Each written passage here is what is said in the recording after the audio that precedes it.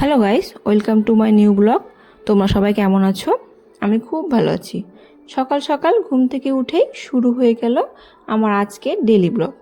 প্রথমেই রাতে ভিজিয়ে রাখা জিনিসটা গ্যাসে বসিয়ে ভালো করে ফুটিয়ে নিলাম। ফুটে গেলে একটু ঠান্ডা করে তার মধ্যে লেবুর রস চিপে দিলাম।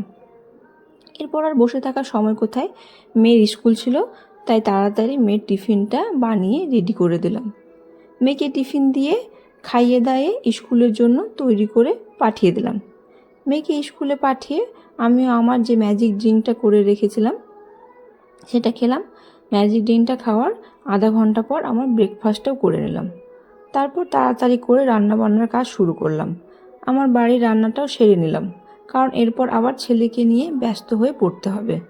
রান্না হয়ে গেলে ছেলেটাকে স্নান করিয়ে সুন্দর করে তৈরি করে খাওয়ানোর ব্যবস্থা করে দিলাম। এরপর ওকে নিয়ে ঠাকুর ঘরে গেলাম। আমাদের বাড়িতে ছোট থেকে বাচ্চাদের ঠাকুরের সামনে বসা, প্রণাম করা আর পুজোর সময় কীভাবে ভক্তি দিয়ে থাকতে হয় এই বিষয়গুলো শেখানোর চেষ্টা করা হয়। তাই ছেলেটাকেও ছোট থেকে ধীরে ধীরে ঠাকুরের পুজো আর প্রণাম করার অভ্যাসটা শেখাচ্ছি। এখন হয়তো সব কিছু বুঝবে না, কিন্তু ছোট থেকে এই শিক্ষাগুলো ওর মধ্যে থাকুক, এটাই আমাদের চাওয়া। বড় হয়ে যেন ভালো মানুষ হয়, সবার প্রতি শ্রদ্ধা থাকে, সবার সঙ্গে ভালো ব্যবহার করতে শেখে। এইটুকুই তো প্রত্যেক বাবা মায়ের চাওয়া।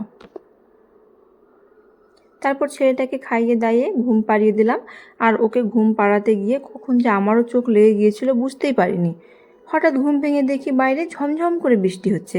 তাড়াতাড়ি ছাদে উঠে দেখি, উফ, সব জামা কাপড় একেবারে ভিজে গেছে। কাপড়গুলো থেকে টপ টপ করে জল পড়ছে। বৃষ্টি যে এত তাড়াতাড়ি চলে আসবে সত্যি বুঝতে পারিনি। তাই তাড়াতাড়ি করে ছাদ থেকে কাপড় নিচে নামাতে শুরু করলাম।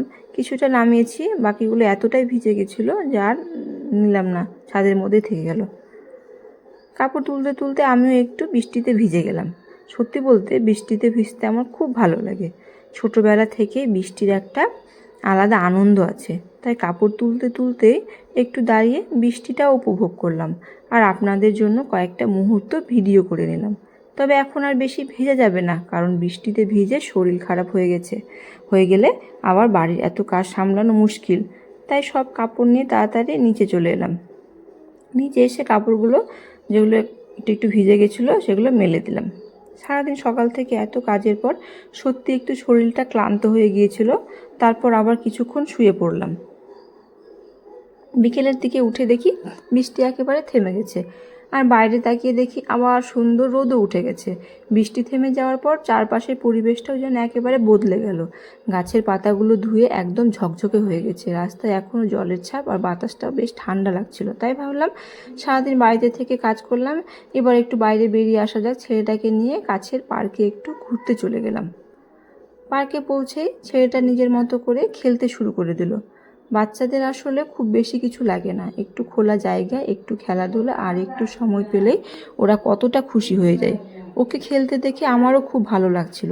সারাদিনের কাজের মাঝে বাচ্চার সঙ্গে এইটুকু সময়টুকু কাটানো সত্যি অনেক আনন্দের। বৃষ্টির পর পার্কের পরিবেশটাও বেশ সুন্দর লাগছিল। গাছপালাগুলো সবুজ হয়ে গেছে, চারপাশে একটা ঠান্ডা ঠান্ডা হাওয়া, আর আকাশটাও বেশ পরিষ্কার হয়ে গিয়েছিল।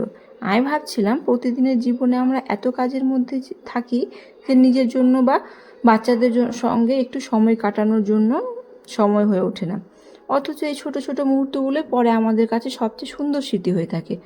তাই যতই ব্যস্ততা থাকুক, মাঝে মাঝে বাচ্চাদের নিয়ে একটু বাইরে বেরিয়ে আসা দরকার। ওদেরও মন ভালো হয়, আমাদেরও একটু ফ্রেশ লাগতে শুরু করে। কিছুক্ষণ পার্কে থাকার পর ছেলেটাকে নিয়ে আবার বাড়ির দিকে রওনা দিলাম। আস্তে আস্তে মনে হচ্ছিল আজকের দিনটা বেশ সুন্দরভাবেই কেটে গেল। সকাল থেকে কাজের ব্যস্ততা, বাচ্চাদের নিয়ে সময় কাটানো, পুজো করা, হঠাৎ বৃষ্টি, তারপর আবার বৃষ্টি শেষে এই সুন্দর বিকেল। এই ছোট ছোট মুহূর্তগুলো তো আমাদের প্রতিদিনের জীবন, আর সেই জীবনটা আপনাদের সঙ্গে ভাগ করে নিতে পেরে আমার খুব ভালো লাগে। এভাবে কেটে গেল আমার আজকের ডেলি ব্লগ। তোমাদের যদি আজকের ব্লগটা ভালো লাগে তাহলে অবশ্যই লাইক করে দিও, কমেন্টে জানিও আজকের ব্লগের কোন অংশটা তোমাদের সবচেয়ে ভালো লেগেছে। আর এমনই প্রতিদিনের ছোট ছোট মুহূর্ত, সংসারের ব্যস্ততা, বাচ্চাদের নিয়ে সুন্দর সময় আর আমার ডেলি লাইফে ব্লগ দেখতে চাইলে আমার সঙ্গে থেকো। ভিডিওটা ভালো লাগলে শেয়ার করে চ্যানেলটা সাবস্ক্রাইব করে পাশে